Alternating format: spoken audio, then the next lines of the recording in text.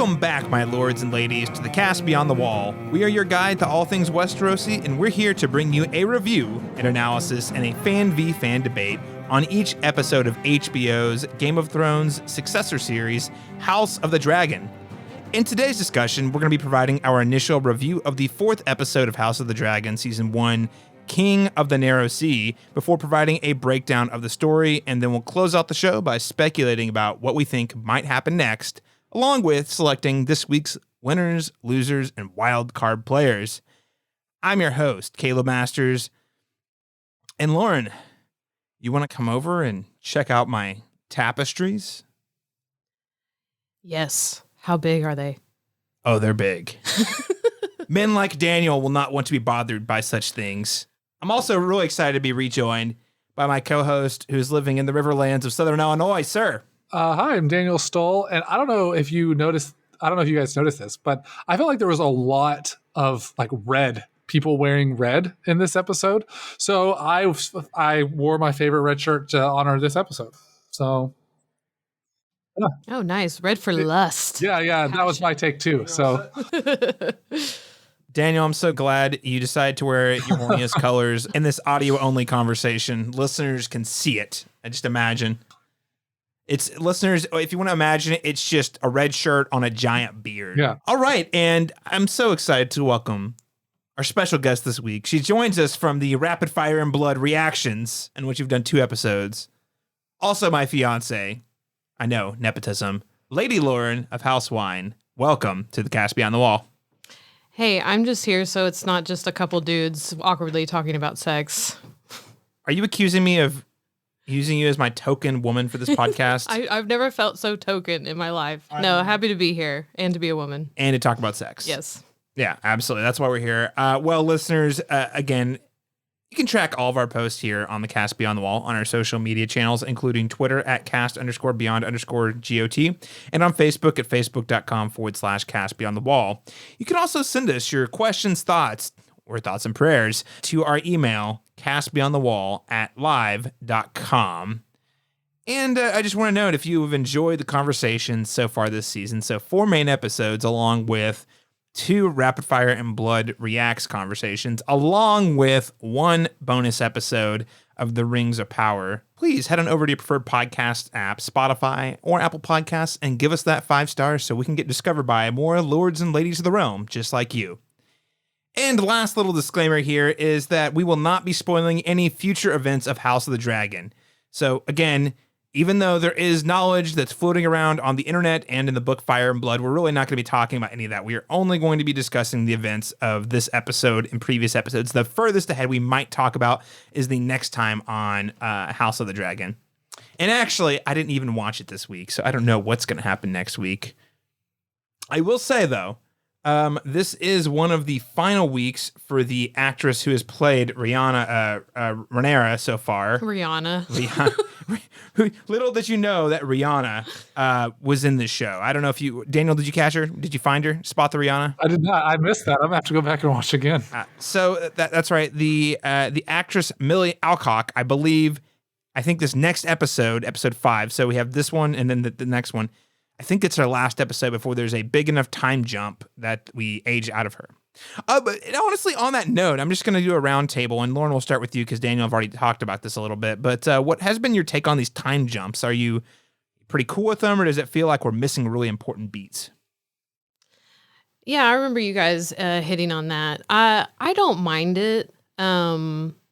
Obviously, they have been pretty big gaps between pretty much each episode. I think there's been at least like a year or 2. The shortest one was 6 months, and that was between episode 1 and episode 2. But each one since then has been larger than that. Yeah. Yeah. I mean, they obviously have the plan to have a a story that happens over time, and in order to tell that story, they're going to have to jump through time. I mean, so much to where we're going to have new actors. I don't mind it. I've been watching The Crown where they like change all the actors every season because they jump so far. Speaking of Matt Smith. Yeah, speaking of Matt Smith. Daniel Stoll, how have the time jumps been working for you so far? I really, similar. I have not minded at all. I think that I think that there's a clear story that we're trying to tell, and I'm on board. I think this episode, we can get into it more based on what I think will probably happen next episode. I think these 2 episodes are going to be the episodes that like sell me as a fan long term for this show. I think. I think it's definitely working for me. I don't mind the jumps. I don't feel like we're missing any crucial information. I feel like this. Even thinking back to Game of Thrones, I feel like season 1 in some ways was almost a prologue in and of itself. And so I could see this season being like a prologue to set up the long-term story that we're going to get involved in. We just need to see all these really crucial pieces of, dates that happen and then get a setup for the rest of the show in a way. So yeah, I'm all on board. I don't feel like we're missing anything. Yeah, no, I sometimes time jumps can be a little frustrating, but this is one of those cases, like I think Daniel said, we are really seeing the snapshots of the most important moments in these characters' lives, and I imagine it's all building up to what will likely be the main through line of the show, which again, I believe is going to be, it's known as the Dance of Dragons. We haven't gotten there yet, and I don't know a ton about it, but that is the main plot that the show is covering, and I think we're still in the very early stages, sort of setting the scenery for what are the conditions in which this sort of civil war occurs. And the thing about civil wars, especially ones that are really, the foundation for the civil war is the Targaryen family bloodline. These things take years, they don't happen overnight usually. Usually it's the seeds are planted over decades in which these alliances sort of forge up. So anyway, I'm pretty happy with them so far. And that last thing I just want to say is that thank you, listeners, for being so patient. I know we had a lot of delays this week on getting this main episode to you. I know it's Friday. We typically like to have these to you as soon as possible, which is usually Wednesday. It gives you your midweek House of the Dragon fix. But unfortunately, due to circumstances this week, that was not possible. The good news is I don't foresee, pending any sort of emergency or crises, I don't foresee any other delayed episodes in the pipeline, but that could change. And if it does, we will let you know before we get to that magical Wednesday.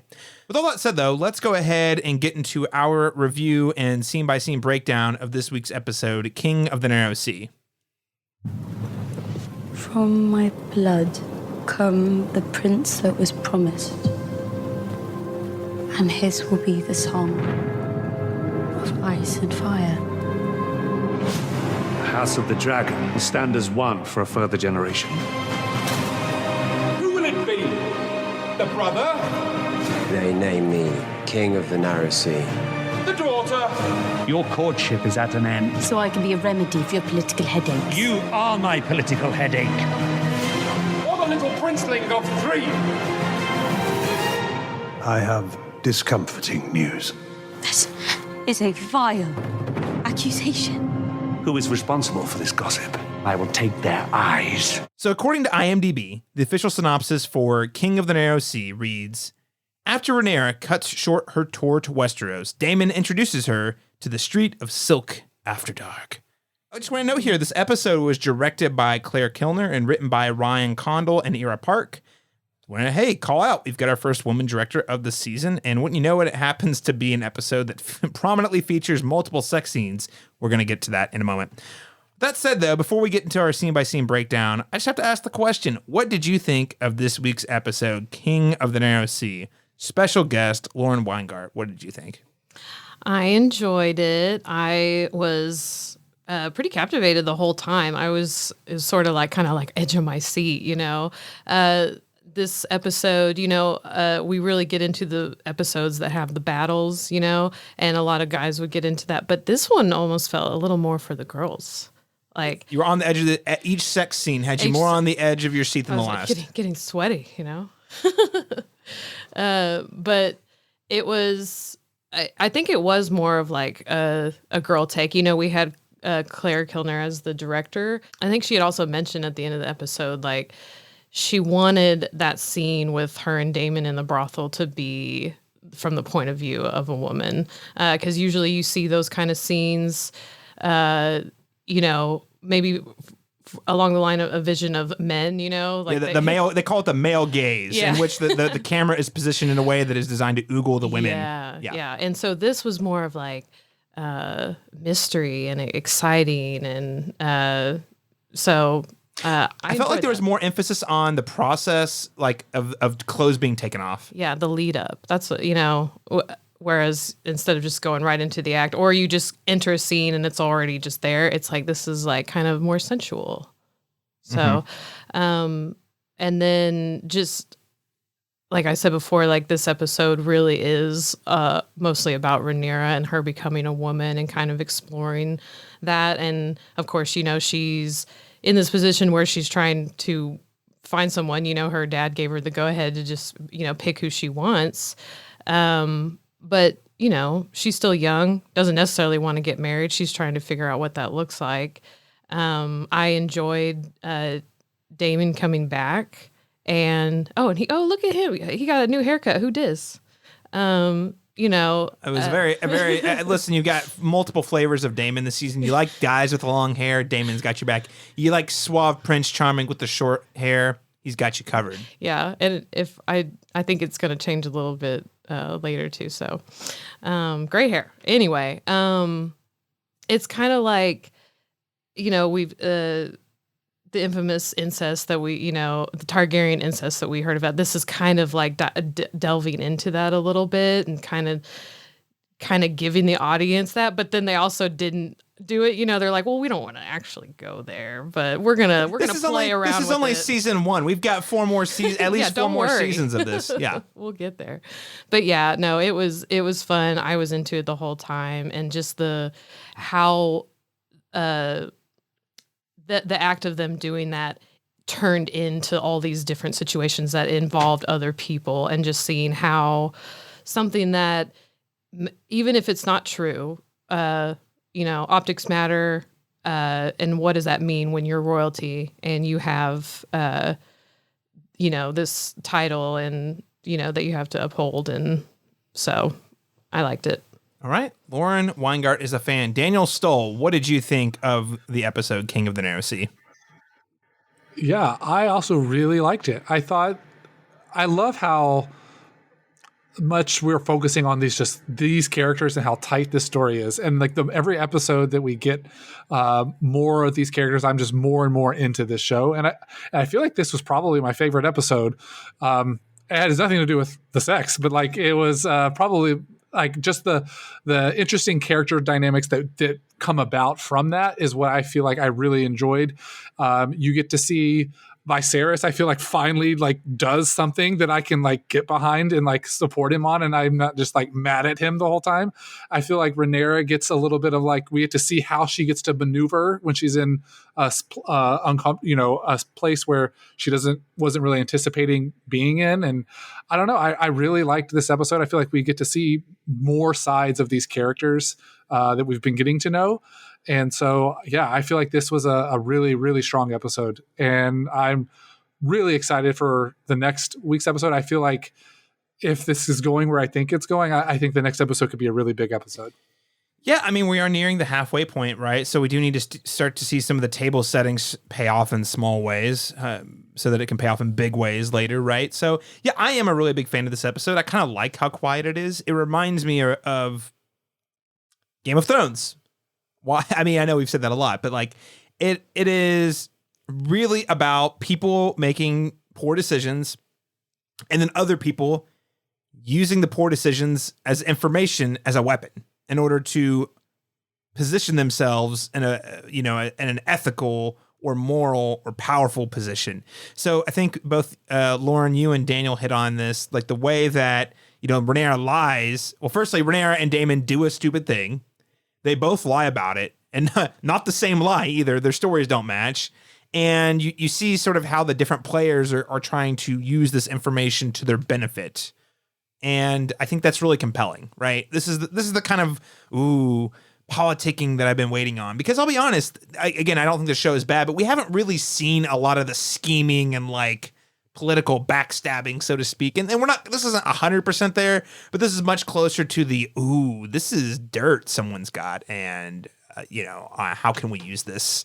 What are the consequences of these decisions in the long run? Yeah, Daniel.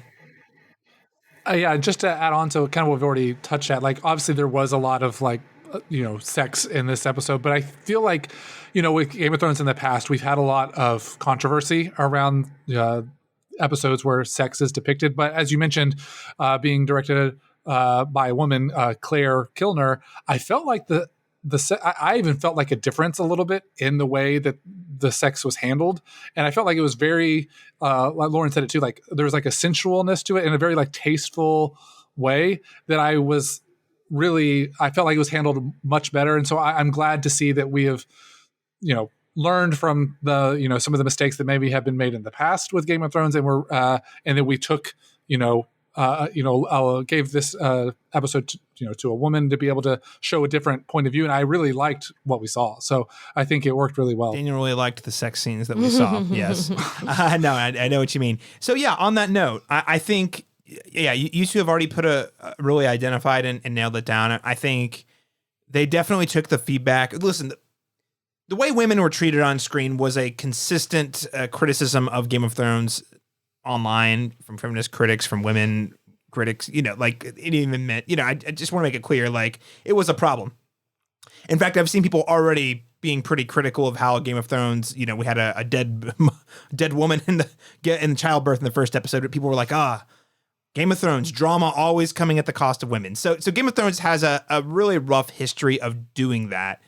And I think that by bringing in a woman in the writing room and also a woman in the director's chair, you're able to have a different take on it. So the sex here actually feels like it has a point.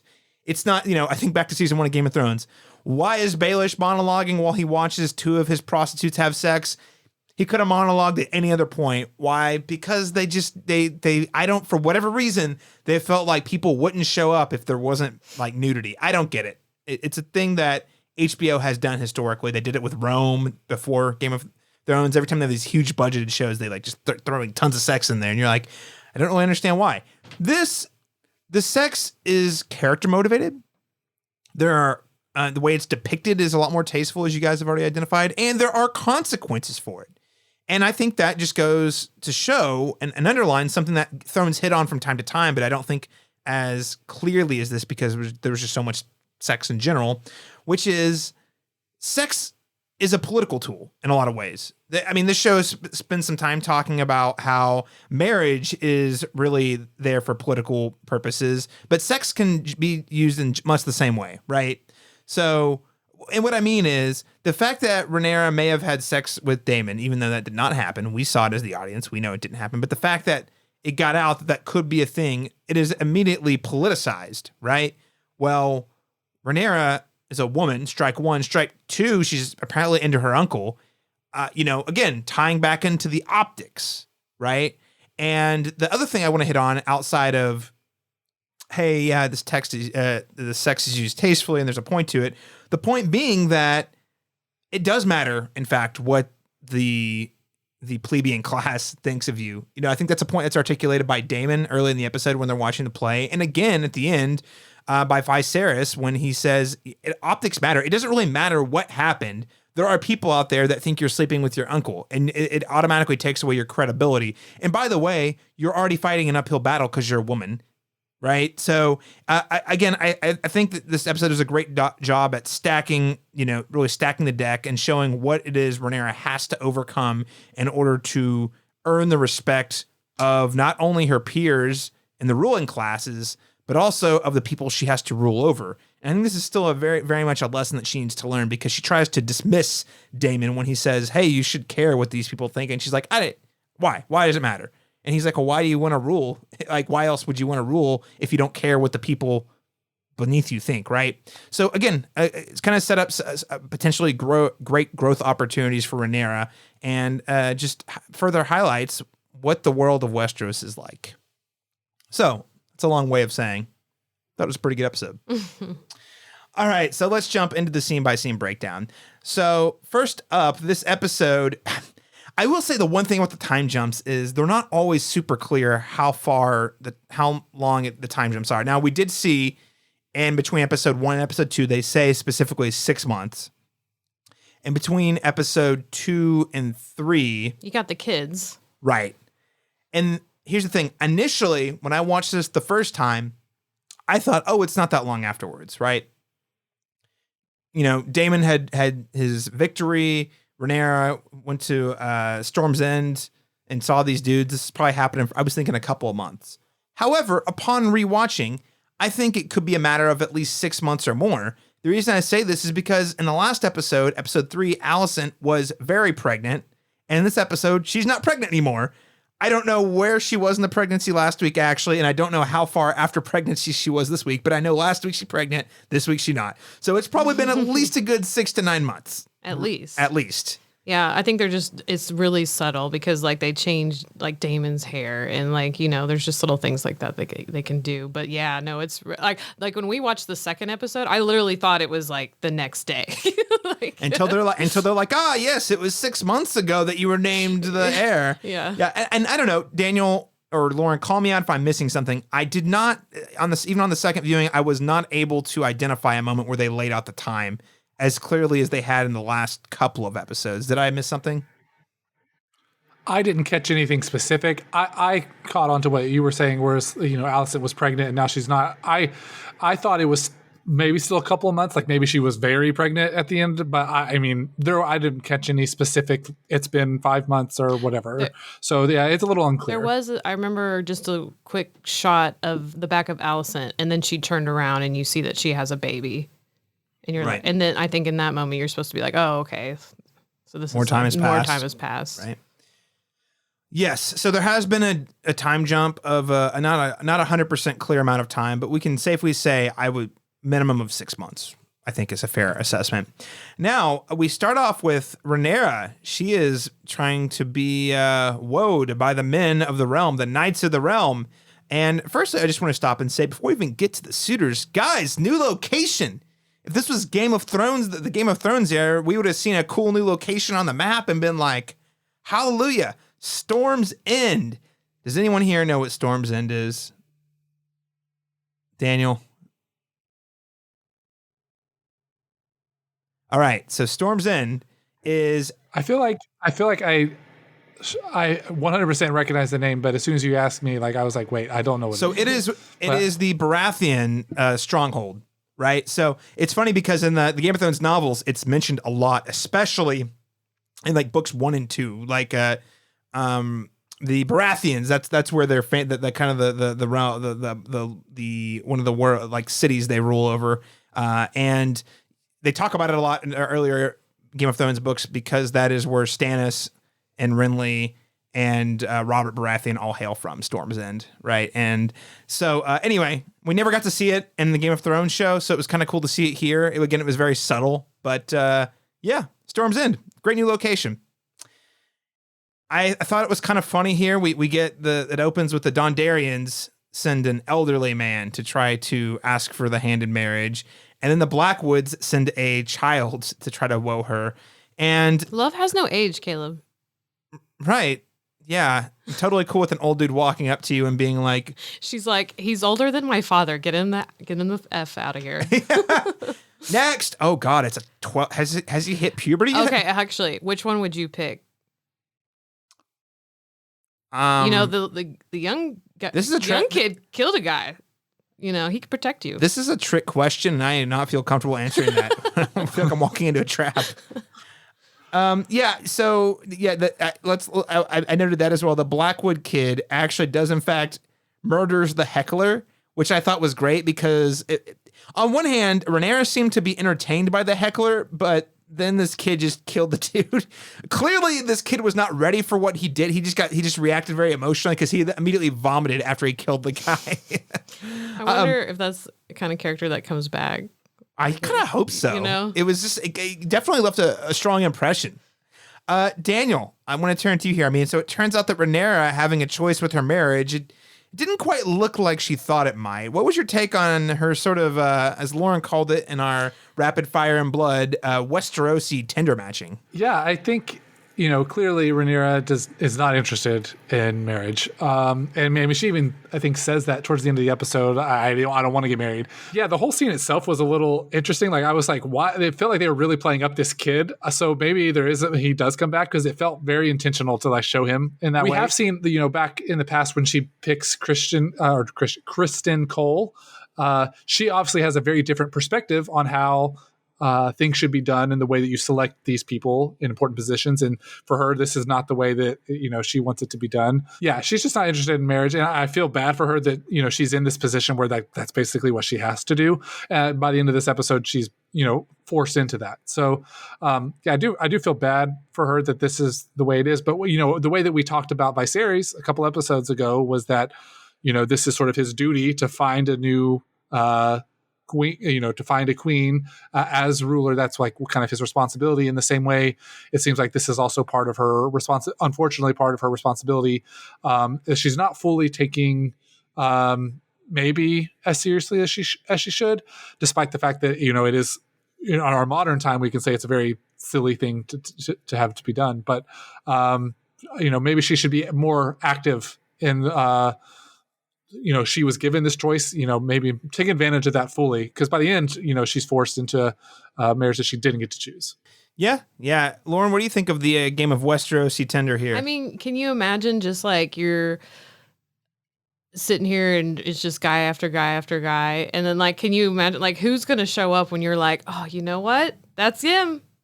Get up here. Get on up Listen, here. we reached the point in the Tinder swiping where you've gone through every candidate imaginable, and now you're like having to go outside of your age range just to get a new pool of candidates. I gotta reset my age range. I gotta reset my location range, man. Yeah, I thought this was a fun way to present the idea of her, being courted in a lot of ways. It's terrible. It's sort of in a lot of ways, the Tinder joke that you made, Lauren, was very apt. Whenever I was, before Lauren and I met, I felt like online dating had to have been one of the top 3 most dehumanizing processes I've ever participated in, right behind trying to find a job, in which you spend hours meticulously crafting a profile only for like people to look at it for maybe 5 seconds and swipe left or right. Like you have to like sum up your whole being in like photos in this very short bio, and people are like, yeah. Basically, that's what's happening. These men show up, they get to do an elevator pitch of why they'd make a great candidate, and she says yes or no. So it's just, it's pretty rough trying to be royal dating in Westeros, I suppose. No matches on Rhaenyra's Tinder. Yeah, Storm's End's a dud. Oh, so she doesn't find anybody, and she heads on a boat back to King's Landing. And on her way, she encounters Caraxes, which signals Daemon's return as well. And this is pretty interesting because I wasn't sure how this scene was going to go down. And this is the scene where everyone rushes into the main hall as they wait for Daemon to arrive, because there's so much tension of like, oh, we know him and the king and Daemon did not end on good terms. We know that Daemon pretty much rejected his brother's help at the Battle of the Stepstones. So how is this going to go down? What is Daemon going to do? And being the clever man that he is, he decides to bend the knee to his brother. So with all that said, Daniel, I'm going to turn it back to you here. I mean, what did you make of Daemon's new look? And I'm not just talking about his hairdo, although I want your opinion on that too, but also on how his perspective seems to change here. Yeah, I think Daemon is just really unpredictable, but I do think like sort of the consistent thing that I think I've been able to like sort of and I think this episode makes it a little bit more clear about Daemon, is even though you feel like you never know what he's going to do next, he seems to be acutely aware of what people think, the way that a certain situation is going to look to other people. So going back to like showing that the taking over Dragonstone, like that's going to show how weak of a king his brother is, coming in and being the hero of the war, like that's going to make good optics for him, right?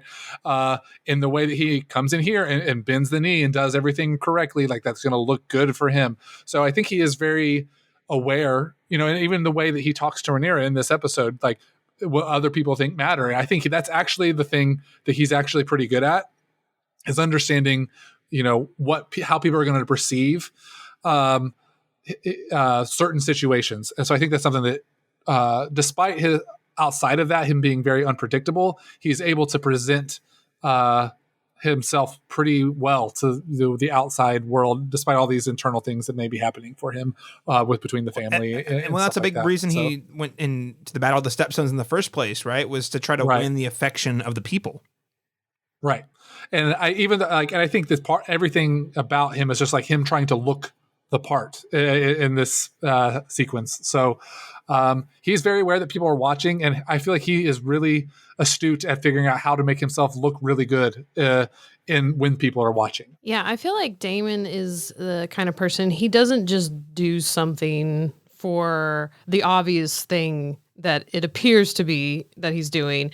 I feel like every time he enters a scene, I'm like, he has an agenda. He has something in the back of his mind that he's trying to accomplish, and he's not making that known. He's putting on, like you said, Daniel, he's putting on that performance of this is what is going to look good. This is what's going to make the people happy. But I'm also doing this for like other reasons that are going to benefit me. Well, it's a long-term play, right? Like he knows if he goes in and makes a stink and says, look at how awesome I am. I just conquered those things that you wouldn't even touch because you're a coward. He knows that if he presents himself as loyal to the king, loyal to the throne, loyal to the realm, long-term, and I do think he's playing the long game here. Like he knows that his brother's not going to be around forever.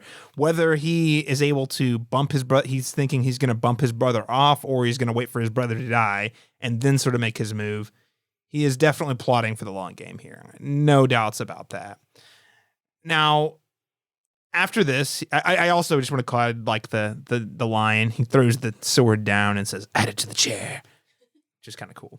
We also take the party from the Great Hall to the courtyard where they celebrate his return, and there's a little bit of banter between Viserys and Daemon.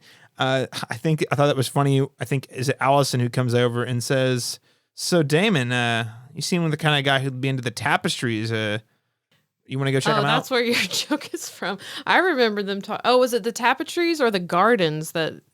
I was pretty sure. I thought it was the tapestries. Okay, I just remember Viserys be like, Daemon doesn't want to go see the tapestries, but Rhaenyra was clearly trying to like she came up to them and they both looked at her like, "What are you doing?" Alicent wasn't Alicent the one who asked if he wanted to go see it. They laugh her off, and then Rhaenyra is like, "I want to go see the tapestries," but then she proceeds to stomp off and just sit down. Yeah.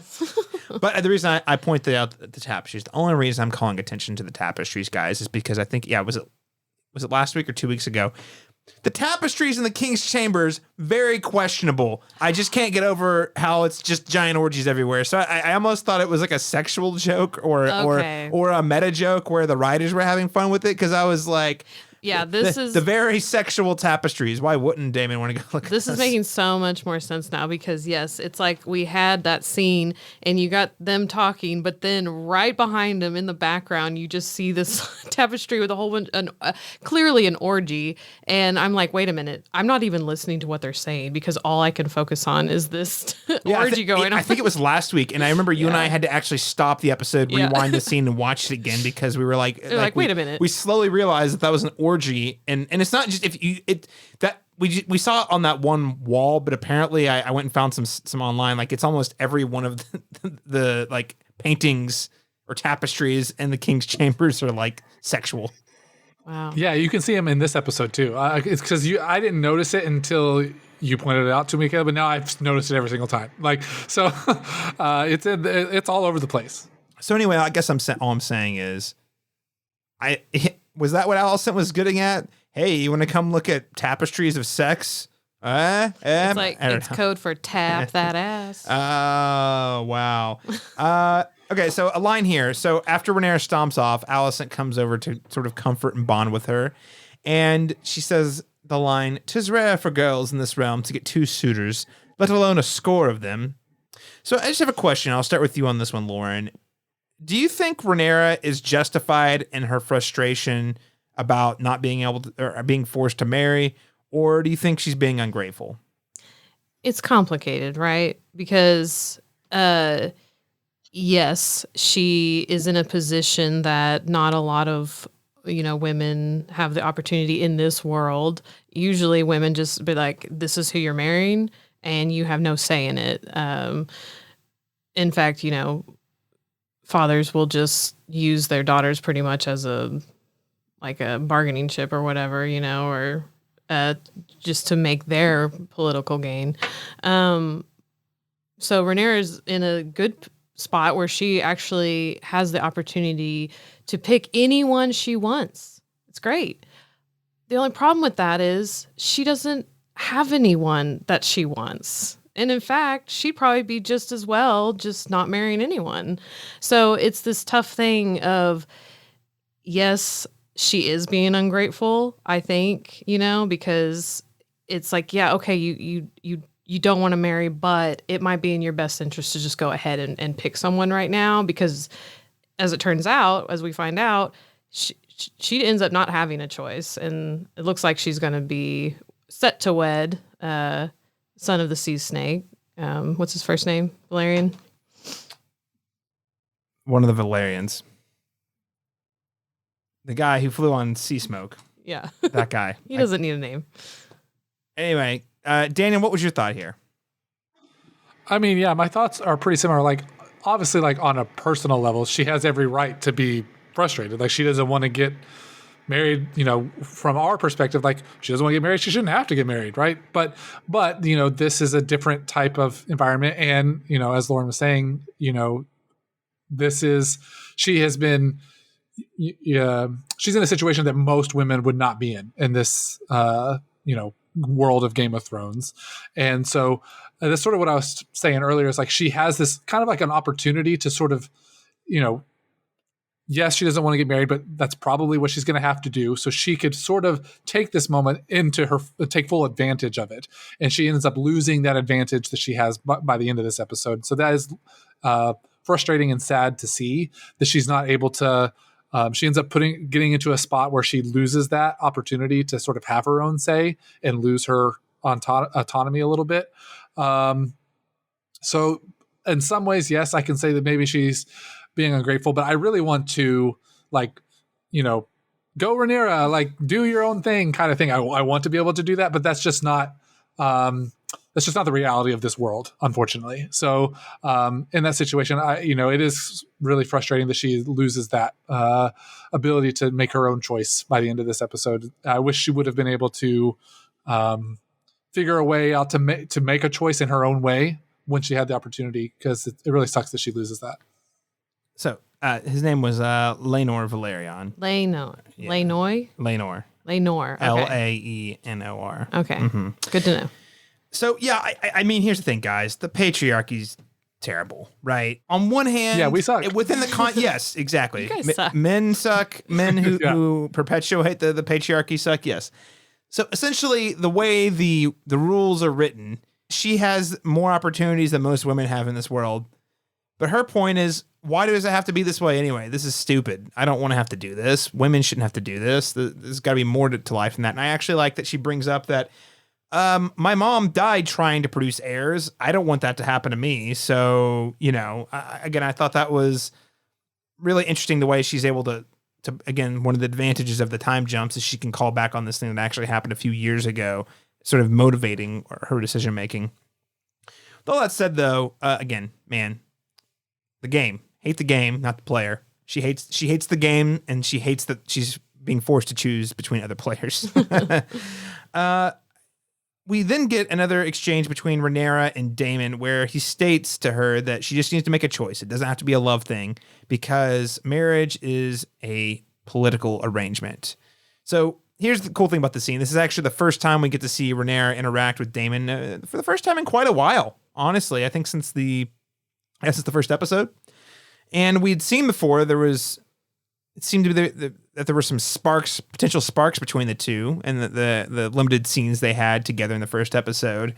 But here, they really seem to be flying. So, Lauren, I'm going to turn it back to you here. I mean, what did you make of the chemistry between Rhaenyra and Daemon here?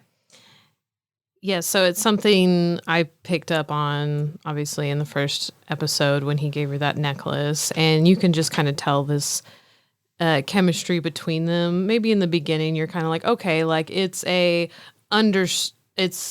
a general understanding amongst each other. Like we have a connection, but maybe it's just more of like, you're just really close, your family.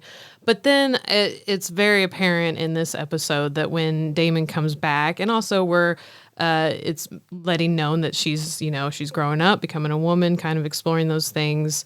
Like I said before, she doesn't have, anyone that she wants, but all of a sudden here's Daemon, and she does start to have those kind of feelings that she would need to have if she's going to pick someone. Just so happens to be her uncle.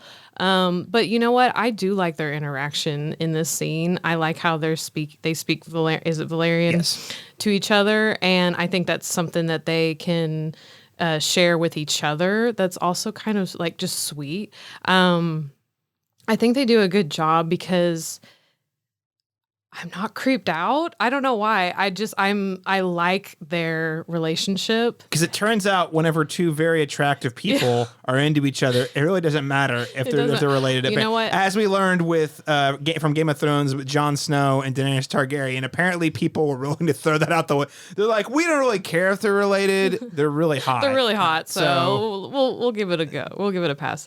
No, I think the buildup that they did too, like you really see these moments with them. And I don't know. I don't know if it's because Matt Smith is so charming, but I just was like, I'm like, okay, like I'm okay with this happening. I go, it is a little weird, and I know I know the reality of this, but I really was interested to see where that was going to go. Ooh, so Lauren is shipping it. Daniel Stoll, what's your take here? Yeah, I think that out of all the characters we've seen so far through the first 4 episodes, I feel like the two of them have the deepest level of connection between any two characters that we've seen. And it's really like they really do seem to have deep care and respect for each other and love each other in a way that's really like, sweet. And I like, it's hard to not like when you see an interaction like that, it's hard not to like it. Like it doesn't seem like either one is trying to manipulate each other. It doesn't seem like, that there's like some hidden agenda between the two of them. It seems like they just have a genuine care and respect for one another. And so, even like in the way that they speak, in Valyrian to each other, it's just, it's good to see like that type of interaction on screen. And yes, there is the uncle niece aspect, but it doesn't feel like you said, creepy, or it doesn't feel like manipulation or abusive really in any way, at least in this scene. Maybe a little later, but like at least in this scene it seems like they seem to really just like each other. I think I'm all for that. Well, I'll save my thoughts here for a moment because it's going to tie into my larger thoughts for the of the episode. But clearly, the spark was very strong because it leads to uncle niece date night. So much like Aladdin and Jasmine from the movie, the Disney film Aladdin, Daemon sneaks Rhaenyra out of the palace so that she can interact with the townsfolk and experience the finer parts of not being a princess. She sees that being a poor person is actually pretty cool. So one of the first things that they encounter together is a play in which her father is sort of mocked, and the audience then sort of vocalizes their opinions about the preferred heir. So the play is sort of asking, who should the next heir be? Should it be Rhaenyra, who is the official heir? Should it be Aegon? Should it be Daemon? And, you get various reactions from the crowd. And I thought this was a pretty cool scene because it seems like Rhaenyra really hasn't been exposed to much life outside of the palace, or the keep, rather. She's just so used to like living in that world of the wealthy and the powerful that it hasn't even really occurred to her that, hey, if I roll over, when I get the throne, there's actually people who are watching me, who my decisions will impact. And I guess it's not even that she has like a strong take, other than that she's like, I hadn't even considered. It's almost like she hadn't considered that up until this moment. And she obviously is very dismissive because the crowd does not act favorably whenever the actor sort of says, and what of Rhaenyra? They kind of boo her and whatnot. They seem to like Daemon a lot, which again, I think, Daniel, to your point, ties back into Daemon's playing the long game with the optics. he knows what public opinion is, and he knows that public opinion matters. And it's kind of funny. He is sort of manipulating the situation a little bit, I think, but also trying to teach Rhaenyra a lesson at the same time, where he's like, yeah, see, they don't really like you very much. And she's like, well, who cares what they think? And he's like, well, actually, the people, don't you want the affection of the people you're going to rule over? It matters quite a bit. Anyway, just a nice little way to demonstrate that. Lauren, what did you make of this scene with the play? Well, first of all, let me mention how cool it was that he gave her a map to like this secret passageway that I guess is in her room. So I would love if I had a secret passageway. And I want to say, I need to verify this. So listeners, correct me if I'm wrong. You can send me an email at castbeyondthewall@live.com. I think it's the same secret passageway that is used by Tyrion frequently in the books. I don't think the show calls it out as much, but it's the same passageway he uses to sneak out of the castle after he kills Tywin Lannister. They hit on it much more heavily in the books than in the show, but there's actually a known secret passageway that's usually used by the Hand. Yeah, I was actually wondering about that. I'm like, is this something that like, because it's the same place. I wonder if it was something that was in. So good to know. Didn't know that.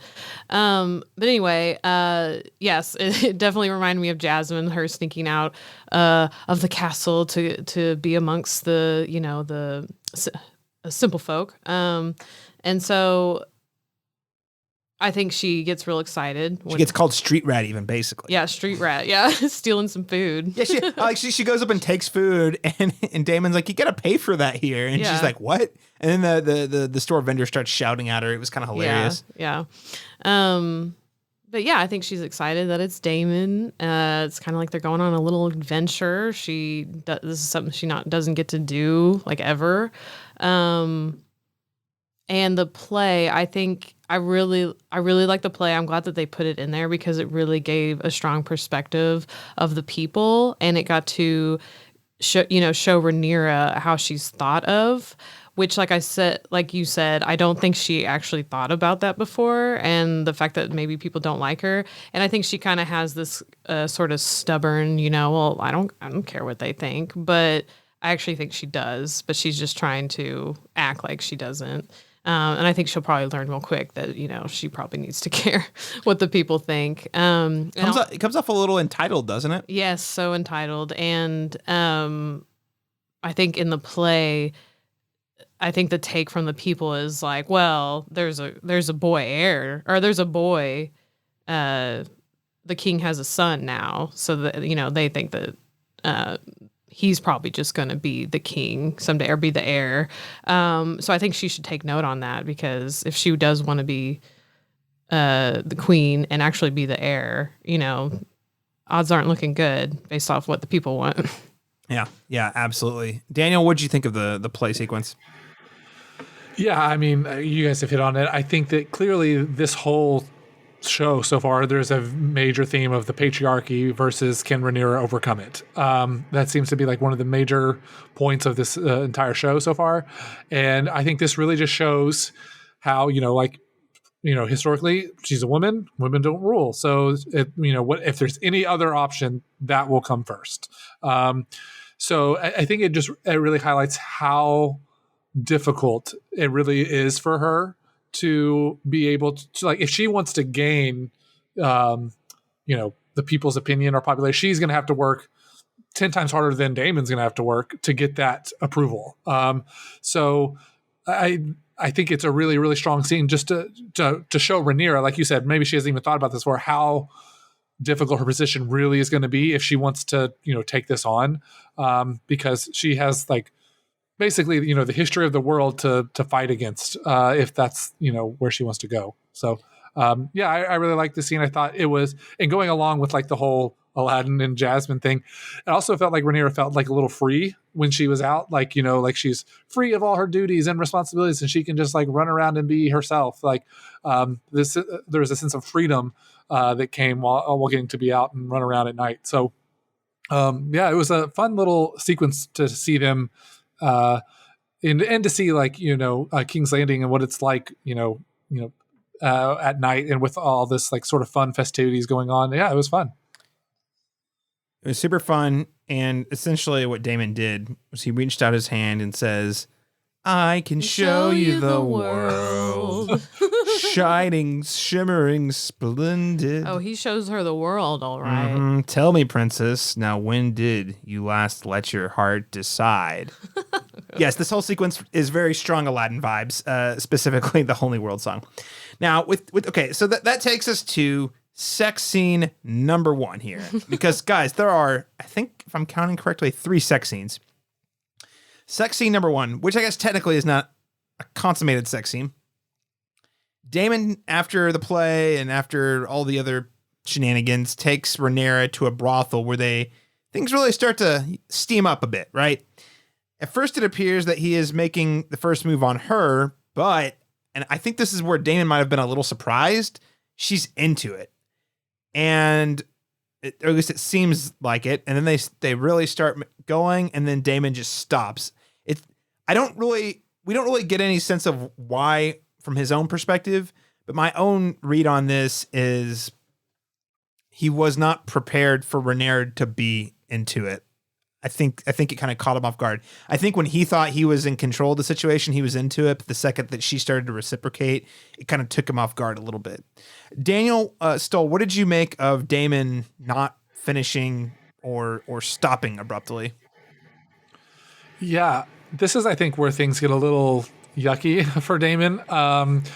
He's very aggressive, but she, like you said, it seems like she's very, into it and consenting throughout the whole thing. So I didn't, I don't think that was necessarily happening, but I do think he was, he brought her to this very adult sexualized environment, for the intent, of, not exactly 100% sure what his ultimate goal is. Like you said, he was playing the long game.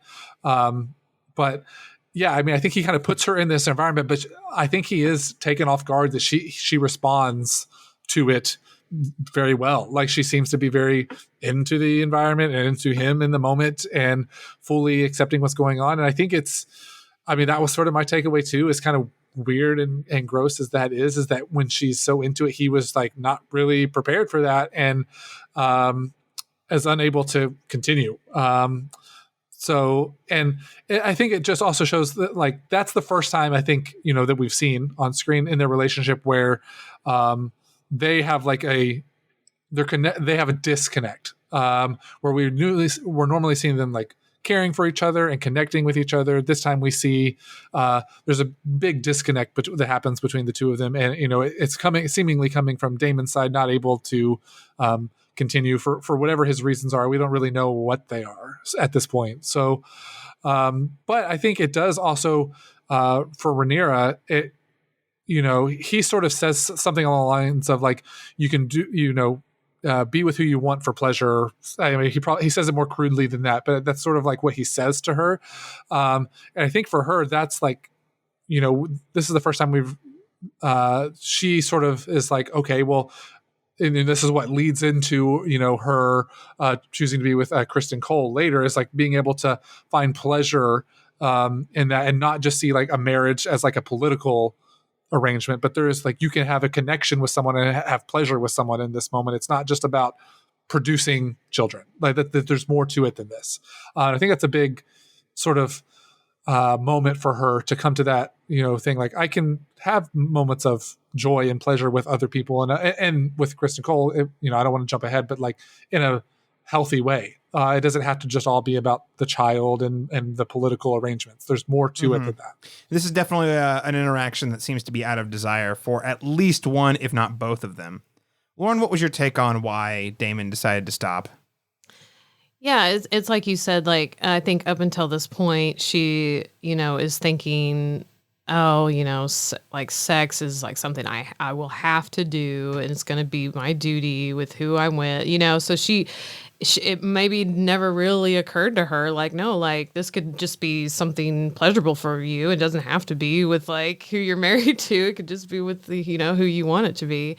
And so he kind of shows her that. And I think that kind of opened her mind a little bit and was like, oh, okay. Well, I want you, and I think they really were both into it in the beginning. And I thought about this a lot and just been going back and forth on why did he stop, because like, and I think it is still along those lines of, all of a sudden I think he expected her to, be a little more shocked than she was. She was actually not really. She was into it. She got excited. And so that maybe caught him off guard a little bit. And for him, he might need to be in charge in this kind of situation. I think as we saw in the first episode, I believe, he's having sex with a woman. I can't remember who it was or if it was just someone random. But if you notice, like he just stopped all of a sudden and like couldn't finish. So I don't know if there's something more there that we're going to find out. Also, another thing that it might be is maybe he does really have feelings for her, and I think, as we've talked to before and we'll allude later, I think that he was setting her up. I think that was definitely the plan. If you notice going into this scene, you know how she was wearing that hat to disguise herself? He pulls it off of her, almost like to reveal to everyone, hey, look who this is. You recognize this girl because how can you miss her? That she's the platinum blonde Targaryen with the long blonde hair. So I feel like that was him being like kind of to showcase her. And I think when she actually was into it and wanted to do it, he realized, oh, like she does want to do this and she does have feelings for me. And I do have feelings for her. I can't do this to her, sort of thing. Like maybe he decides his feelings are not necessarily romantic is what you're thinking. Well, I don't know. They could be. Or I think it was maybe he was actually going to consummate, and go through with it. And he still wanted to kind of set her up. But it might have been this realization of like, oh, I actually do care about her so more than I realized. And she's into it that I could actually hurt her. I need to stop this right now, sort of thing. Yeah, I don't. I think anything's possible. I just think he wasn't expecting it, and I do think there is a certain amount of respect he has for her. We saw this actually. I almost forgot in episode 2 whenever they met at Dragonstone when he basically was about to burn up the king's army, including Otto Hightower, and she flies in with the dragon, and he basically is like, well, I don't want to fight her. It's his weakness, right? It's her. Now, is it romantic? Or is it uncle niece love? It's a little unclear. I do think Lauren, though. I mean, I guess, yeah. I can lay out here. My theory is that everything that happened here was very intentional. I think that he wanted her to get discovered. I think he wanted it to be known that the two of them were in a brothel together amongst certain people. And again, this goes back to the optics thing. He knows that. Yeah, maybe it's not the best look for both of them, but he's a man who people like already. So he's going to take way less of a hit for it than she would, right? Again, in the patriarchy, women are often blamed for sexual relations. Like whenever there's a sexual scandal, women often take the heat. I mean, Lauren, you and I watched the American Crime Story, the Bill Clinton years, right? Like where they talk about the Monica Lewinsky scandal and how somehow, in that case, Clinton came off not looking great, but also people generally still like him, generally speaking, versus Monica Lewinsky, a younger woman, basically had her life ruined and she was like slut shamed and beat down and like, because again, even though in that situation, she was clearly at the disadvantage because of the power dynamics, it's just the system, the patriarchy, the rules in which our society lives in, women always take the heat. The victims often take the heat because it's easier, and it's just a weird perception thing we have going on. Right? Go ahead, Lauren. Yeah, it was very clear. It's impeachment. Impeachment, yeah. So American Crime Story, impeachment. Thank you. It was very clear that everything that the courts were doing and that everyone was doing wasn't for the women. It wasn't like, oh, this horrible thing happened to you, we need to get justice. It's like, no, we want him impeached, and we're gonna use this, and right. We're gonna leave you in the dust after we're done too. So, well, again, but that's the thing. She was being simultaneously used as a tool to try to reach the person in power, while simultaneously being like, again, shamed Like, how did you do this? How you're dumb, and and she was like a 20-something-year-old, like she intern basically. So again, I just say that's one example of a recent pop culture. Also, you can listen to the podcast Slow Burn Season 2, which goes into detail on the Monica Lewinsky scandal as well. I just have to say though, I think that Daemon knows this and is hedging his bets on trying to knock her down a peg. Again, she might not lose the title heir today, but I think he realizes it will position her to disadvantage later if the secret gets out. And this is made evident because as she leaves, we see one of the children, quote unquote, as Varys used to call them, the little birds, reports back to Otto Hightower, which we'll get to here in a moment, about his findings. Hey, we don't know exactly what the kids. It's another kind of thing I thought was pretty great. It's the infallible nature of how these things are spread and shared. We don't know exactly what the kid told Otto. All we know is that Otto took what the kid said and spun it to make it sound like they had clearly had an affair together, even though we know that's not the case. And we don't even actually know if the kid said that to Otto. But again, it's the perception thing. Well, we saw her leaving this brothel, both of them leaving this brothel a few minutes apart. What could that mean? And people's minds race again, using information and rumors for political gain. Again, we'll get back to Otto here in a second. But I first want to hit on Rhaenyra leaves the brothel and heads back to her main room. Very disappointed that she could not, get it on with her uncle. But she immediately, firstly, takes Sir Criston by surprise when she walks to the front door. I thought that was really funny. He was kind of like in shock, like, "Oh, what are you doing here? You're not supposed to be here." And then she then proceeds to coerce or seduce him. I would say seduce, but well, I would say seduce. He never really. Lauren, I'd love to hear what you think on this. He didn't really seem like he was super into it to me. Like, he's supposed to be sworn to celibacy. Yeah, well, that's why. I mean, he was like, no. Well, and, he's the king's daughter. So she's the king's daughter. Yeah. What'd I say? She is the king's daughter. And you probably don't want to, if someone walks in, you might not want to be on top of the king's daughter. And also, yes, he's sworn to celibacy. So those two things are what's kind of keeping him at the beginning. Like, no, I shouldn't be doing this. Like, what are you doing? Like, this is wrong. But she's clearly seducing him. I mean, she's untying her shirt. She's kind of being playful and taking the thing, his helmet away. And so he's got to come chase her. And I do really like this scene because, like we mentioned before, like maybe earlier Game of Thrones, maybe we'll just go right into the sex, or we're just going to enter the scene and we're just already going to be there. But this is majorly about the build up. I really like the very slow, like, I'm going to take your armor off and I'm going to do it real slow, and he just kind of lets her, and then there was the moment of like finally took the final piece off, and then they just like kind of go for it. And do you think he was as into it as she was? I think he probably has like regrets, like kind of like, oh, I really shouldn't have done that. But, I think he does like her. They did get to share all that time out in the forest when they were hunting together. And, he's obviously attracted to her, but I think it's just more of like, I think he knows he shouldn't be doing this. Right. Again, duty comes up. Yeah. Again, his duty is to protect her. See, this is, again, where you get in another one of those fun little Game of Thrones sort of contradictions. I'm sworn to protect the daughter of the king, the princess, the future heir.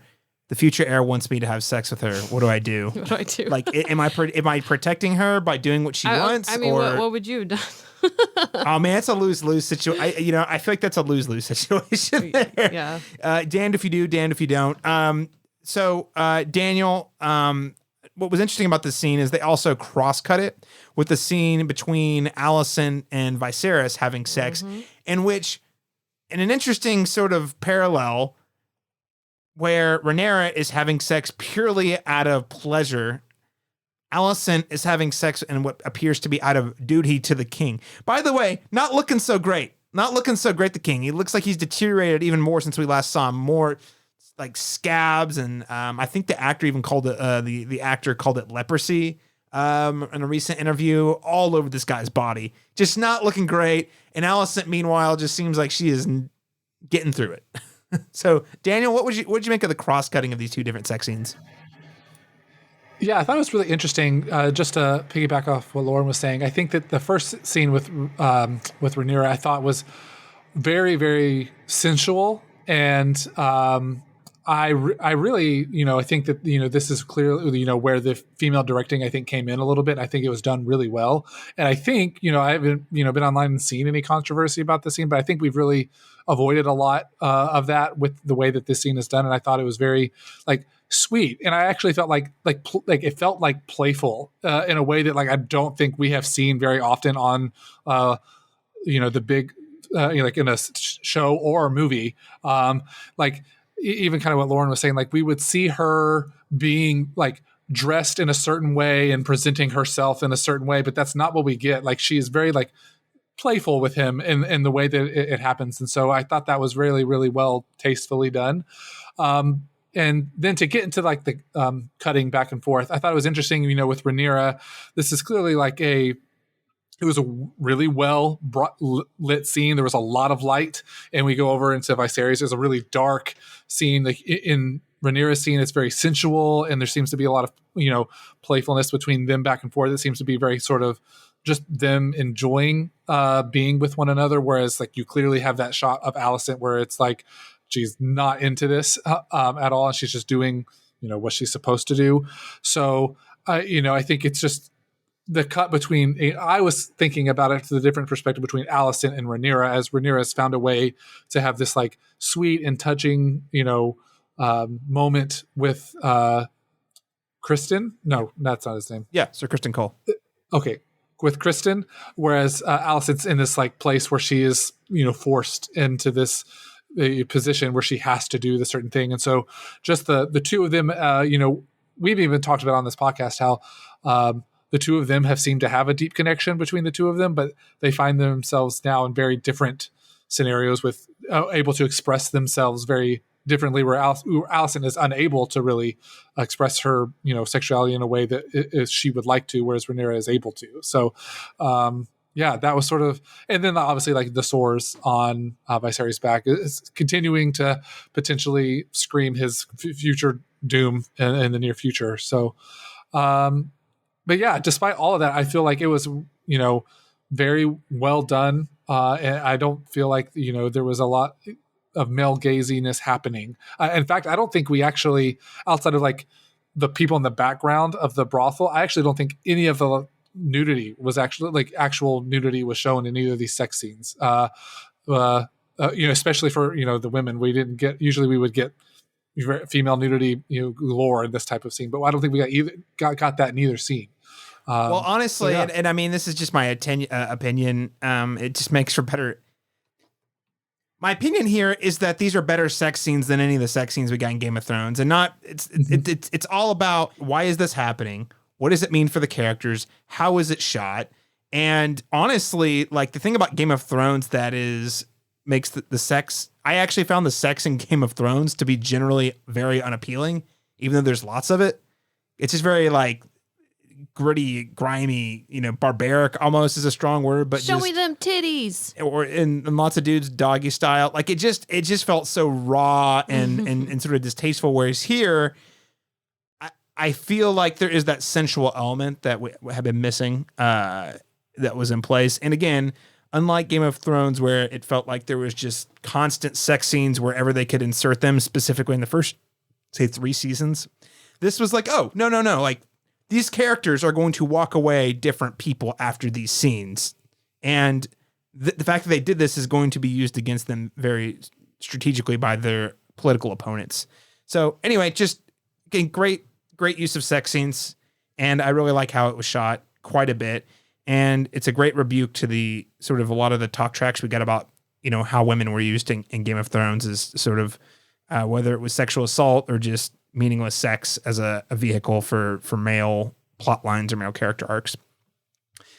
So let's circle back here to Otto Hightower, who in this episode gets Hightowered out of his position.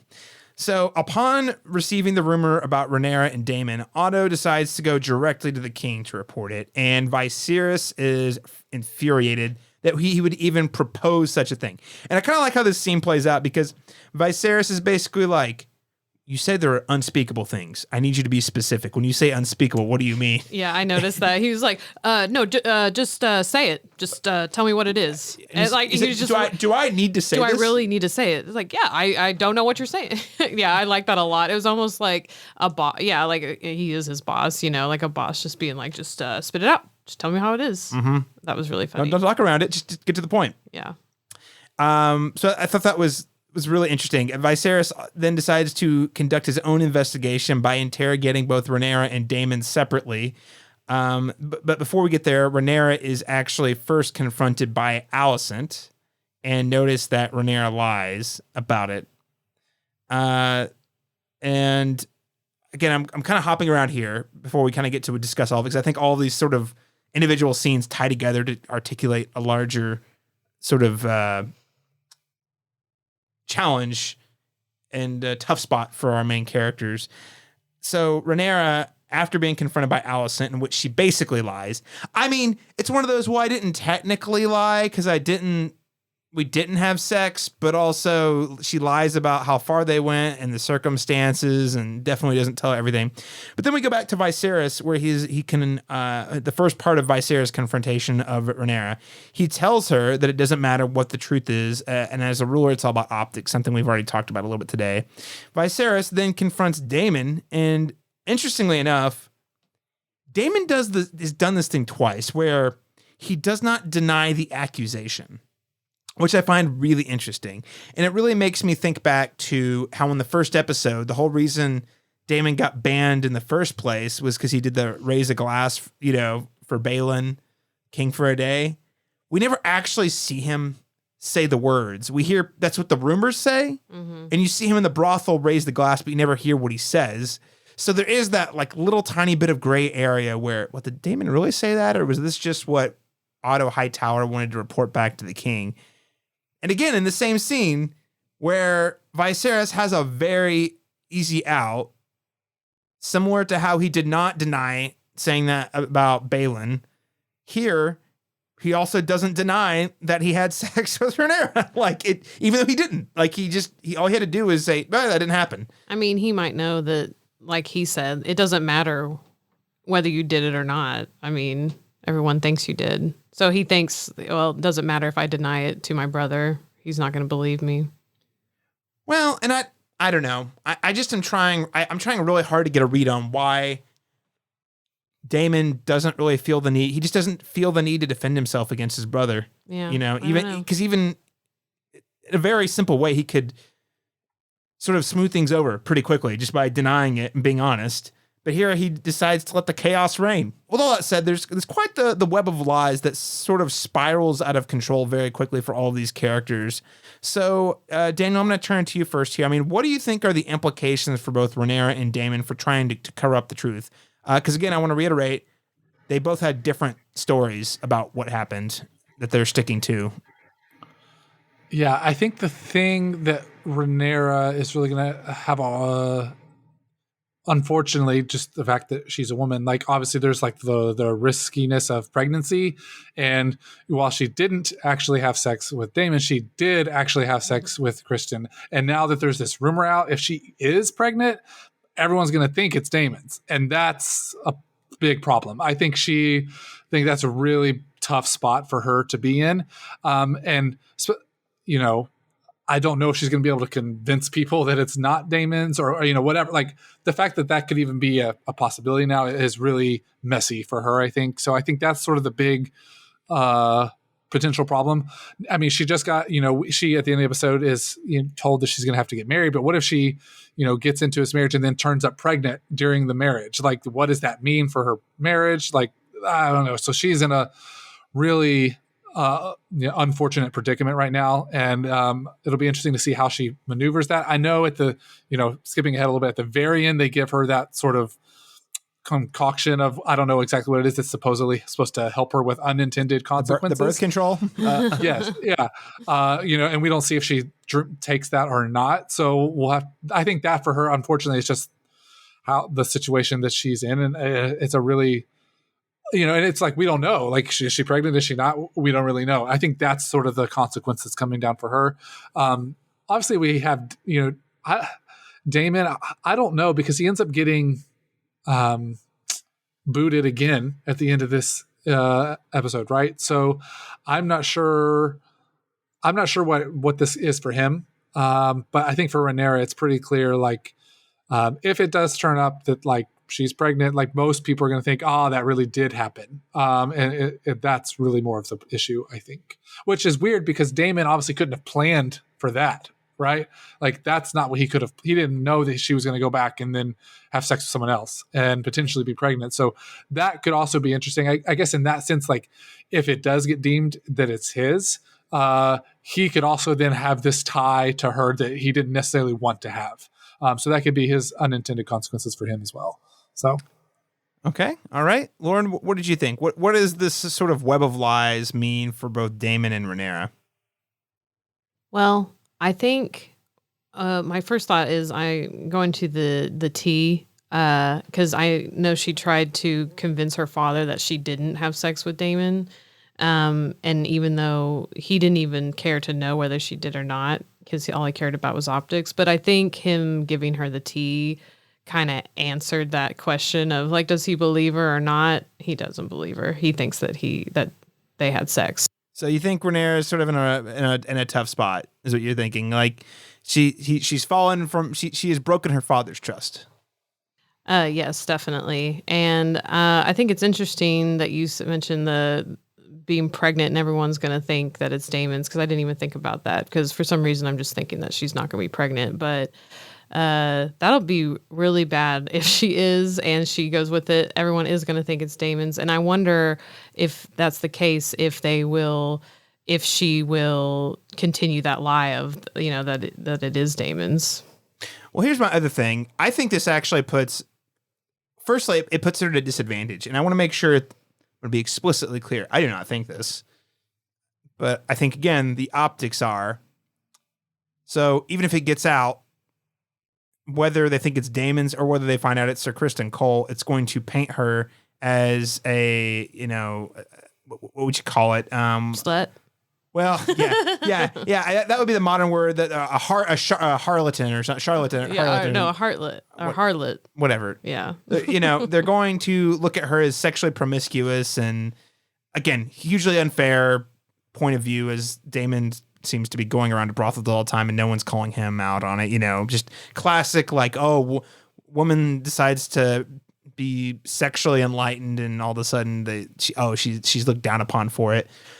So that's number one. Number two, I think it puts Sir Criston actually is in a very bad position, because he had to do this thing he didn't really want to do. And if it gets out, they're going to look down on her. He probably loses his job, if not his life. So, he's in an especially vulnerable position. And here's the other thing. I feel like Alicent has tried to go to bat for Rhaenyra where she can. And I think that Rhaenyra lying about it to Alicent is going to get out and is going to cause a greater rift between the two of them, which, again, I think is going to come into play later, because, as if Alicent theoretically, if Alicent wanted to come down and say, I think my son Aegon should be the heir, she could do that and cause more political strife amongst the kingdoms, right? Mm-hmm. So I think the setup here is, I think Rhaenyra potentially created a lot of political enemies just by, it's not fair, it's not right, because she just want to have a little fun. Yeah. She's a woman, she's a grown woman, and it's okay for her to want to experiment sexually. That's fine. But because of the world that she lives in, not too far off from our own world, she is looked down upon for doing that. And by doing these things, it actually could create lots of problems down the road. So huge downside for her. Now, what I will say, though, is going back to the conversation between Viserys and Rhaenyra, the second part of the conversation, she actually calls her dad on buying into Otto Hightower's scheme. Now, the thing is, Otto, this is actually one of those scenarios where I think Otto was actually probably doing what his job was. It just so happened to also give him political gain, which is why he pushed for it. So I want to be clear that I don't think what he did was technically not his job. It just so happened that he was also trying to use it to benefit himself at the same time. And Rhaenyra calls him out on it. Viserys so they basically make a deal here. Viserys is like, we the optics are bad. We've got to move fast in order to save your reputation. You're gonna marry House Valerian, and she agrees and acquiesces to do that so long as Viserys removes Otto as the hand. Which, hey, now this is the Game of Thrones, right? Like you're having to make these deals across family bloodlines, friend versus family, and these things are all driven by half-truths and political interests. So Viserys then goes back to Otto, calls him out on his treachery and lust for power, and then removes him his hand. Thanks him for his service, removes him his hand.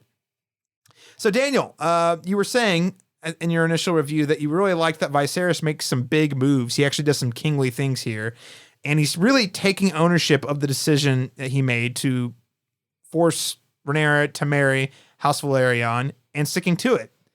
So do you think that the grounds for Otto's removal was reasonable, or do you think this seems more like a betrayal or a politically motivated decision?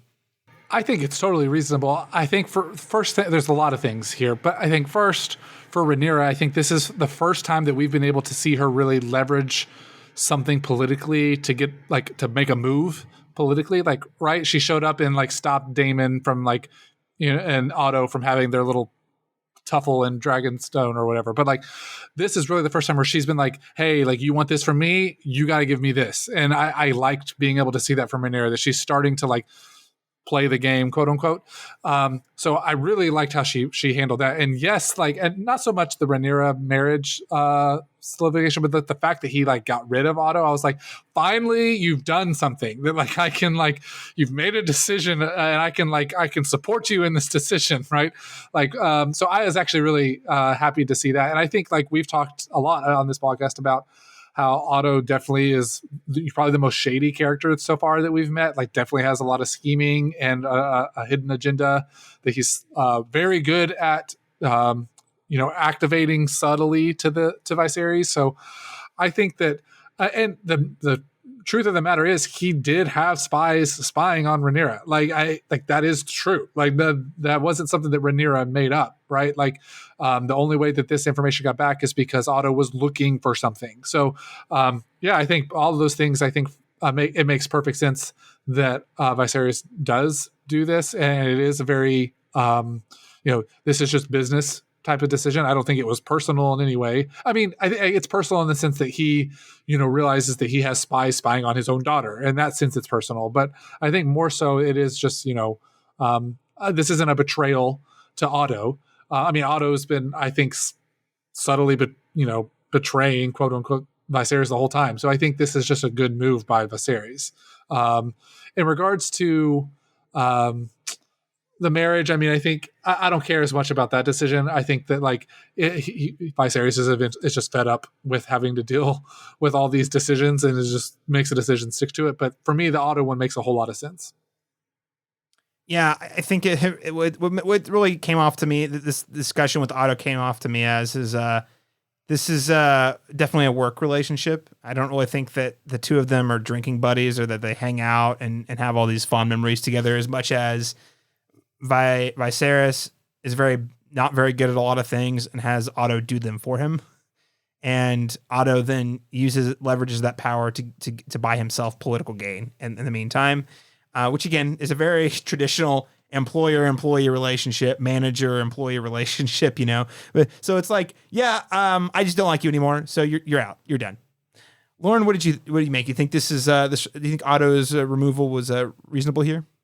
Yeah, it's kind of funny because of all the things that he could have, gotten the hand of the king taken from him, it was him actually delivering fairly accurate information to the king. He was pretty much just the messenger. And that's kind of what did it. I thought Daniel raised a good point, though, that he had spies spying on Rhaenyra, though. That was a good point. But yeah, that is a good point, because I guess I didn't think about that too much before. But it's like, yeah, like that's kind of like you can't trust him, It's like, what else are you doing like that?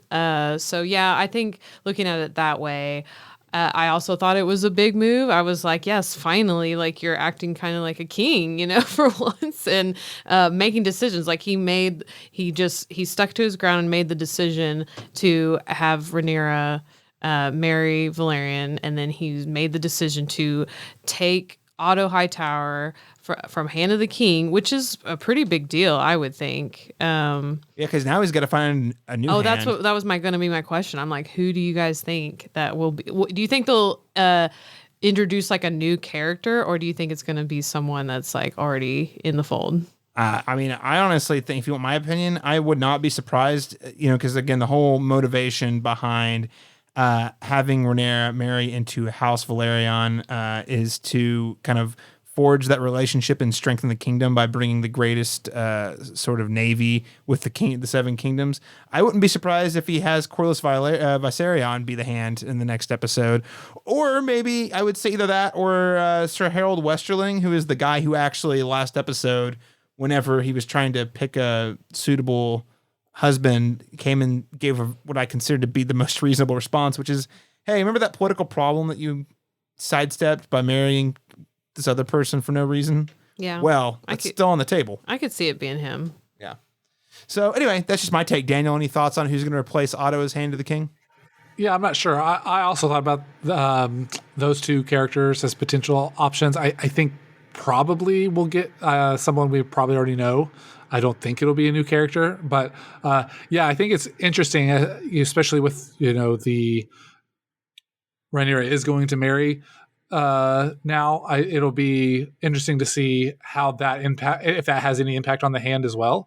And yeah, and even if Rhaenyra even has any sort of influence, because we've seen her twice now try to make a choice of someone important, and she has a very different perspective than most other people in the room. So yeah, I'm excited to see who's going to be the hand next. I don't know if I'm more worried or less worried about Otto now, because we've seen Otto work in very subtle ways so far, but he's also always been the hand. So it'll be interesting to see if he starts to make more bold decisions now that he's lost that power, or that sort of position.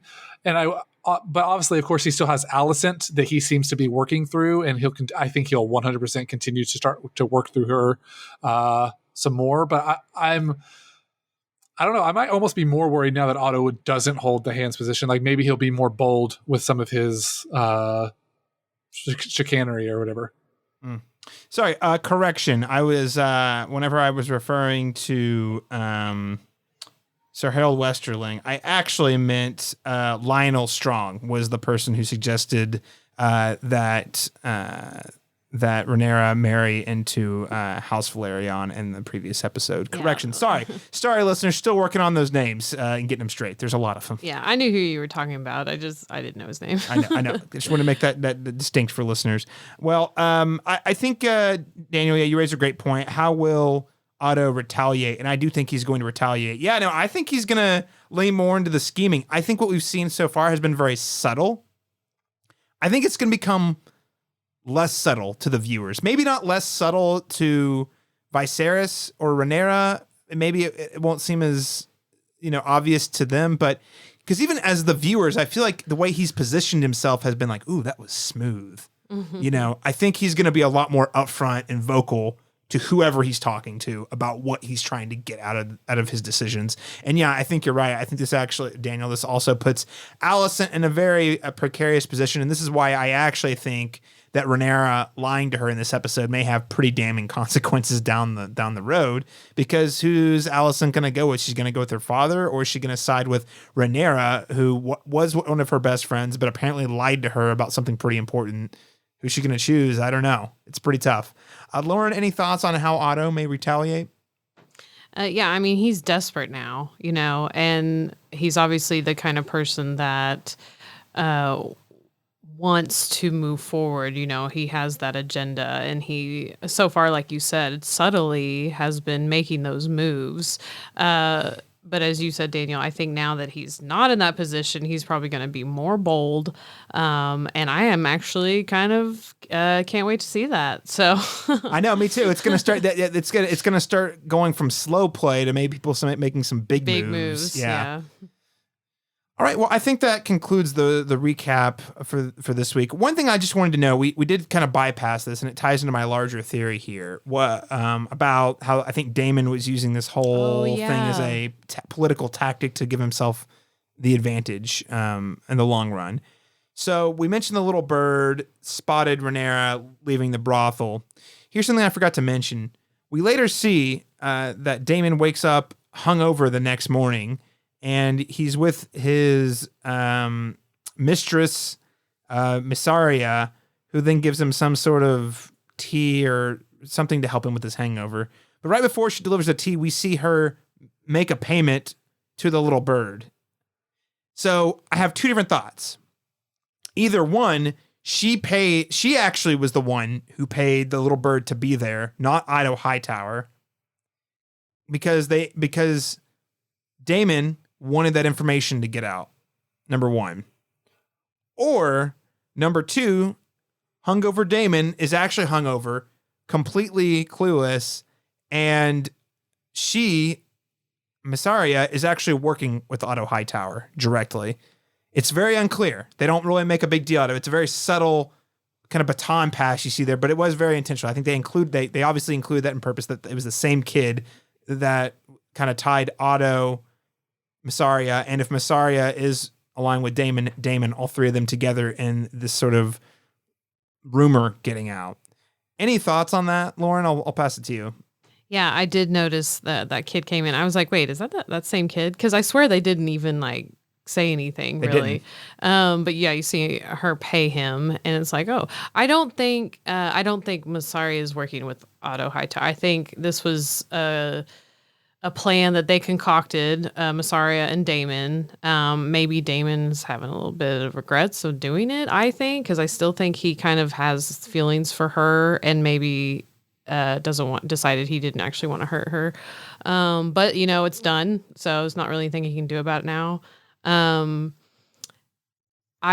actually think Otto Hightower maybe doesn't have people out spying on her. Maybe that was just something that Rhaenyra said, and it was actually Mysaria and Daemon that it was planted. And then the messenger went to them, and they were like, a messenger came. Like, it just might be normal to just hear a message from someone. Well, I mean, it's still, children delivering the rumors and stuff and getting payment. So I don't want to make it, it's not like it's innocent. Like, I just happened to hear, one of his spies. So, okay. A spy who reports to them came back with this information. Okay, so it's a trusted spy. So I didn't know. I didn't know if it was like a random just. I don't think. I get. So he does. The messenger does. I don't think they would just listen to any random kid. Okay. Yeah. All right. Yeah. Daniel, any thoughts on this? What this sort of through line might mean for the larger story? Yeah, I'm not really sure what. I'm not 100% sure on any direction what Daemon was going for. Because I think generally speaking, I think his plan. I just don't know. I'm really uncertain of what he was going for, and I think. Generally speaking, his plan would have seemed like it kind of didn't work out. But I think the kicker is the part that he didn't predict was like her going and being with Kristen Cole. I think that is the thing that he couldn't have seen coming, and I think that really messes things up for everybody. Despite in that moment, it seemed to be a very sensual moment for the two of them.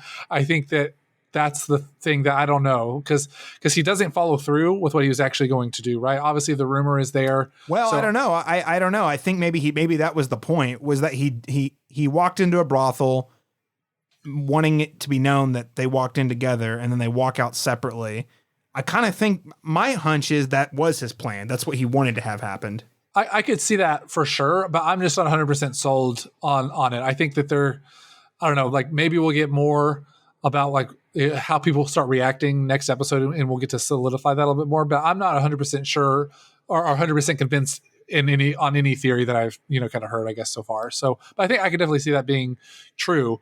But I mean, at the end of the day, like I feel like he really loses a lot in this episode. Like he ends up being banished again. Like he was this war hero who had earned his way back into Viserys, good graces, but immediately squanders that and is banished again from King's Landing, and he's lost all that social standing that he had just like spent years working towards again. I don't know. I think so. Maybe it goes back to what you were saying, like the long game. Maybe this comes back to help him in the long run, and he's fine with the short term loss. I don't know. It'll be interesting to see how it plays out. I'm betting he's in for the long game. I really am. I don't know if maybe this exact theory isn't right, but I do think he's in it for the long game. All right. Well, as part of the new segment that we added this season, we're going to conclude this episode by We're going to conclude this episode by naming a winner, a loser, and the biggest wild card of the episode. So, Daniel Stoll, I'm going to start with you. Who is this week's winner, this week's loser, and this week's wild card player? I couldn't help but say that this week's winner was Viserys, just because he finally made a decision. Like, I've been talking for 3 episodes about how frustrated I am with Viserys because he doesn't do anything. He's so conflict averse, but in this episode he does some things, and I'm like, and I can get behind what he's doing. So for me, Viserys is the winner just because he had some growth as a character.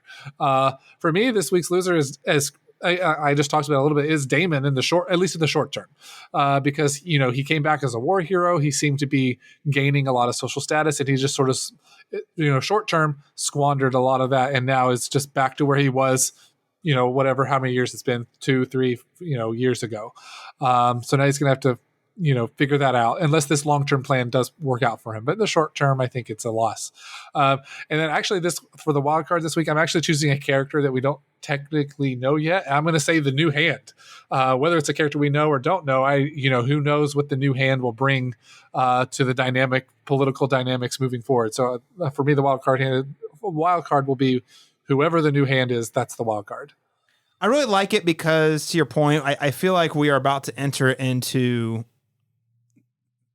really where it starts to get really politically charged. Because so far there's been a certain status quo. Yeah, there's been, jabs here, jabs there. And obviously Daemon gets banished twice. But we really just see people subtly making decisions that position them in a certain way. But now there's going to be another player that enters the arena that I would surmise is not aligned with either House Targaryen or House Hightower. So again, something to consider. I like that. That's a great choice, Daniel. Lauren, how about you? This week's winner, this week's loser, and this week's wild card player. Okay, well, we got a tie for loser. They got to share the loser trophy. Daemon and Otto Hightower. Oh yeah. I mean, obviously Otto Hightower, because he chose wrong on telling the king that information, I guess, and it got him to lose his job. He's no longer Hand of the King. No longer the second most powerful person in the kingdom. Exactly. And Daemon obviously loses because he got banished again. I guess, I don't know, depending on how much of his plan actually did succeed, I guess he didn't lose too much, but I feel like getting banished is pretty bad. He's already been banished once. Yeah, it's like, what's another one? It stings less the second time. Yeah. And then, you know what? I'm still going to give the winner to Rhaenyra because she got her some. And that's a win in my book. She got her some, and she got her some by her choice, out of passion. Yeah. Something that she wanted, passion and desire. So good for her. Yes. Yeah. Even though, like we have said, she has put herself in a very vulnerable situation, but it might have been worth it. Kristen Cole, he's kind of hot. She picked him for a reason. Yeah. And how about the wild card? Okay, wild card. Oh, that's so hard. I'll stick with Mysaria. Okay. Because I know she is. Is it her or the accent that's the wild card? You mean inconsistent? I guess that could be a wild card. She already is kind of a wild card character, but I think the fact that she paid the boy, she is obviously part of bigger things and is willing to be part of playing the game and kind of scheming and doing that. So I'm actually this isn't the first that we're gonna like see from her trying to do this. So I'm interested to see. For all we know, she could be representing an entirely other political entity we don't know about yet. Honestly, yeah. In fact, she might even maybe she's someone that is more important than we realize. Well, because Daemon doesn't seem to respect her that much either. No. So yeah, there's that. All right, so I'm actually going to go the loser this week. I actually don't think Daemon lost. I know it seems like it purely in the context of the episode, and he clearly was at least emotionally conflicted. But I do genuinely think that, again, sort of tying in with the themes of the episode about the optics and, you know, what it's like being a woman trapped in the society, I think he's going to come out at the end of the day looking better for this than her. He actually can use this against her one day, which I think is a win for him. I think the loser is Otto Hightower. This guy was at the very top. He really had all the cards, and for once, again, it did seem like a relatively straightforward thing for him to do, just to pass information. Yes, it happened to benefit him, but it wasn't as sneaky or suspicious as, I don't know, sending his daughter to comfort the king right after his wife had died. That was pretty suspect. Or, you know, sort of implying that he should marry his daughter just because he did, you know, out of the necessity, out of sort of the conflict of there not being any other options. So yeah, I think Otto Hightower has fallen far from grace, and he's gonna have to work really hard to regain that kind of power. I think this week's winner is actually someone who doesn't even appear in this episode. I think Corlys Velaryon is the big winner because he's going to get back his seat of power back whenever Rhaenyra marries his son. So again, huge win for the Velaryon house. And then this week's wild card is actually going to go to Alicent Hightower for me. Why? She looks like she has a really hard time in this episode. I feel bad for her. Why is it? Because I think how she comes down in this, like in terms of where she puts her allegiance, whether it's with her own household, with her son, or with her friendship with Rhaenyra, is going to matter a great deal in the episodes to come. I think there's this lie that Rhaenyra told her, I think, is really going to set her back, and I'm genuinely not sure what direction Alicent's going to go. So therefore, my wild card pick is Alicent Hightower. All right, ladies and gentlemen, that is all we have time for today. Just wanted to quickly note that next week's episode is called We Light the Way. Anything in particular that you guys want to guess related to next week's episode? I haven't seen the next time on. So, Daniel, kick us off here. I think we're getting a good old Game of Thrones wedding next episode. It's going to be good. And I think, with Game of Thrones weddings, they always have something a little spicy. So I feel like the next episode is going to be a pretty big one. All right, it's going to be a spicy wedding. We had the red wedding, we had the purple wedding, and then now we have the spicy wedding. I mean, they are Targaryens. They are known for fire and blood. Yeah. So the fire and blood is pretty in line with spicy. So, you know, be that as it may. Lauren, any thoughts about next week's episode? You know, I really think you guys should have started a bet at the beginning of the season. How many episodes until King Viserys dies? Yeah, well, that would have been good, actually. Yeah. I should have made the bet because I think it was the second episode of the podcast where I came out and said, "Yeah, guys, he's dying this season." Dead. And you probably would have thought he would have died sooner, but he's lasted, man. No. My question is he going to make it more or less? Is he going to more or fewer episodes than Robert Baratheon did in season 1 of Game of Thrones? I want to say Robert Baratheon dies in episode 6. Is it really that early? I was thinking it was like 8, but you might be right. I don't know. I need to go back and check. It's either 6 or 7.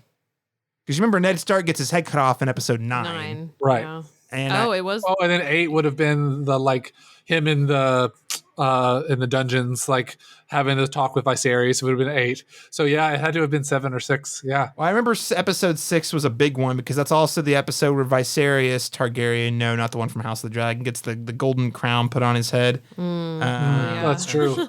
I'm looking this up. I want to say it was episode 6, but regardless, gets killed by a boar very earlier in the season than you would. That is earlier. I thought he was like the whole season almost, but yeah. Yeah, me too. That's crazy.